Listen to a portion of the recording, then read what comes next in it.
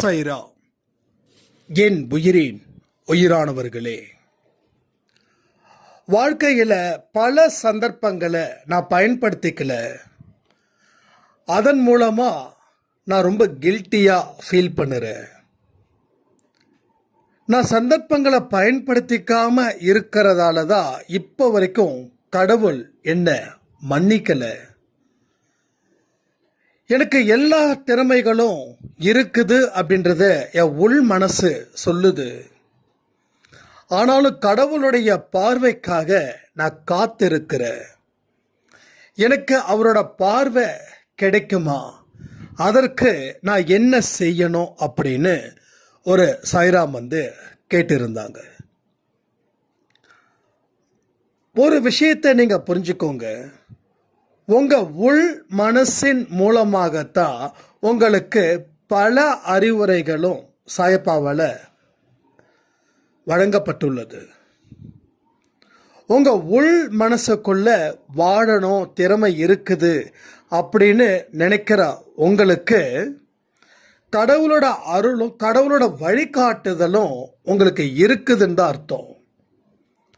So பலருக்கு இந்த மாதிரி உள் மனசு எதுவும் சொல்லலை, ஆனால் உங்களுக்கு அற்புதமாக சொல்லுது, ஆணித்தரமாக சொல்லுது, கண்டிப்பாக வாழ்க்கையில் எல்லாமே நடக்கும் அப்படின்னு. நம்ம என்ன செய்கிறோம், எனக்கு சந்தர்ப்பத்தை பயன்படுத்திக்கலன்னு சொல்லி நாம் ஃபீல் பண்ணுறது மட்டுமே நம்முடைய வேலையாக இருக்குது. அதை தாண்டி எந்த ஒரு விஷயத்தையும் நம்ம செய்ய மறுக்கிறோம். ஸோ கில்ட்டி அப்படின்ற ஒரு விஷயம் உங்களுக்கு வரவே வேண்டாம்.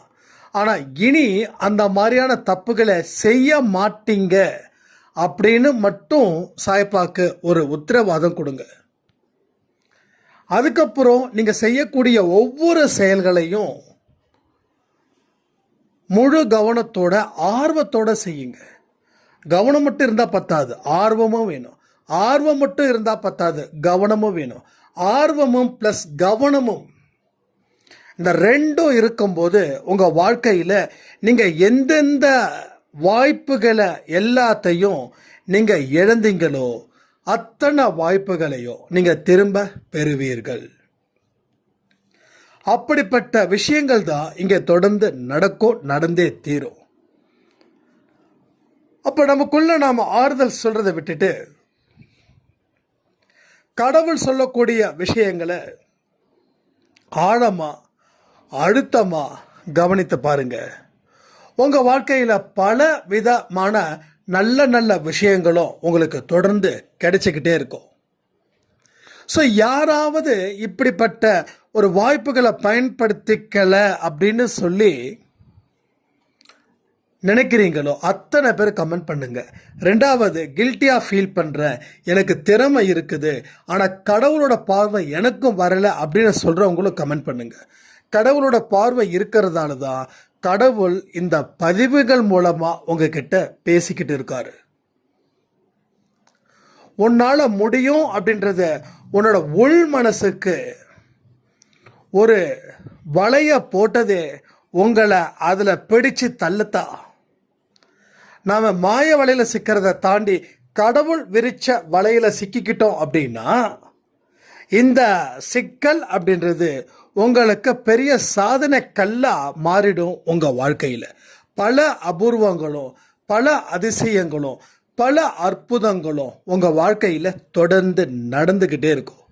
ஸோ அப்படிப்பட்ட ஒரு இடத்துக்கு நீங்கள் வருவீங்க. வாழ்க்கையில் மிக சிறந்த ஒரு உதாரணமான மனுஷனாக நீங்கள் மாறுவீங்க. அத்தனை பேரும் சொல்லுவாங்க, வாழ்ந்தா அவரை போல வாழு, நீ ஏன் இப்படி இருக்க அப்படின்னு ஒரு உதாரணத்தை உங்ககிட்ட காட்டக்கூடிய மனுஷனாக நீங்கள் மாறுவீர்கள். அதனால் வாய்ப்புகள் இல்லைன்னு சொல்லி கவலைப்படுறதை விட்டுட்டு வரக்கூடிய வாய்ப்புகளுக்காக காத்திருப்பேன்னு சொல்கிறதை விட்டுட்டு வாய்ப்புகள் இப்பொழுது இந்த நொடியில் எனக்கு இருக்குதுன்னு நீங்கள் முன்னேற்றத்துக்கு உண்டான பாதைகளை திட்டமிடுங்க. அந்த பாதைகளை பயணத்தை செலுத்துங்க.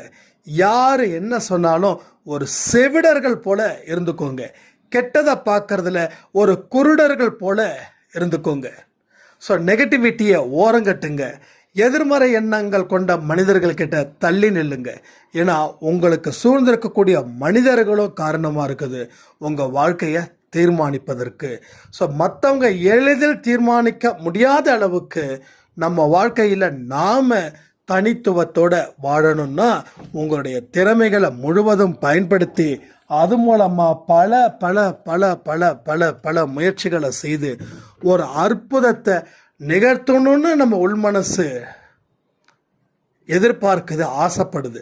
அது அத்தனையும் நம்மளால் முடியுன்ற நம்பிக்கையோட இந்த பதிவை உங்கள் மனசுக்குள்ளே வைத்து என்னென்ன செய்யணுமோ அதை செய்யுங்க. ஸோ திரும்பவும் சொல்கிறேன், நெகட்டிவிட்டி நினைக்கிறதாலேயோ இல்லை ஒரு கில்ட்டி ஃபீல், ஒரு குற்ற உணர்ச்சி இருக்கிறதாலேயோ உங்கள் வாழ்க்கையில் எந்த விதமான மாற்றங்களும் ஏற்பட போவது இல்லை அப்படின்றத மட்டும் உறுதிப்படுத்துகிறேன். உங்கள் வாழ்க்கை நீ எல்லாமே சிறப்பாக இருக்கும். பொறுமையோட நிதானத்தோட உங்கள் வாழ்க்கையை வாழ்ந்து பாருங்கள். பல அற்புதங்களையும் நிகழ்த்துவதற்கு சொந்தக்காரர்களாக நீங்கள் மாறலாம். அப்போ தேவையில்லாத பழக்க வழக்கங்கள் மூலமாக தான் நம்ம வாழ்க்கை சிதறிக்கிட்டு இருக்குது. தேவையில்லாத சிந்தனைகள் மூலமாக தேவையில்லாத பல விஷயத்தை செய்து அதன் மூலமாக பல நிம்மதியை நாம் நாளுக்கு நாள் இழந்துக்கிட்டே இருக்கோன்றதையும் ஞாபகம் வச்சுக்கோங்க. இது எல்லாம் தான் உங்கள் வாழ்க்கையை மாற்றணும். நீங்கள் எந்த அளவுக்கு மாறுறீங்களோ அந்த அளவுக்கு உங்கள் வாழ்க்கையில் வெளிச்சம் ஏற்படுன்னு சொல்லி இந்த பதிவை நான் முடிக்கிறேன்.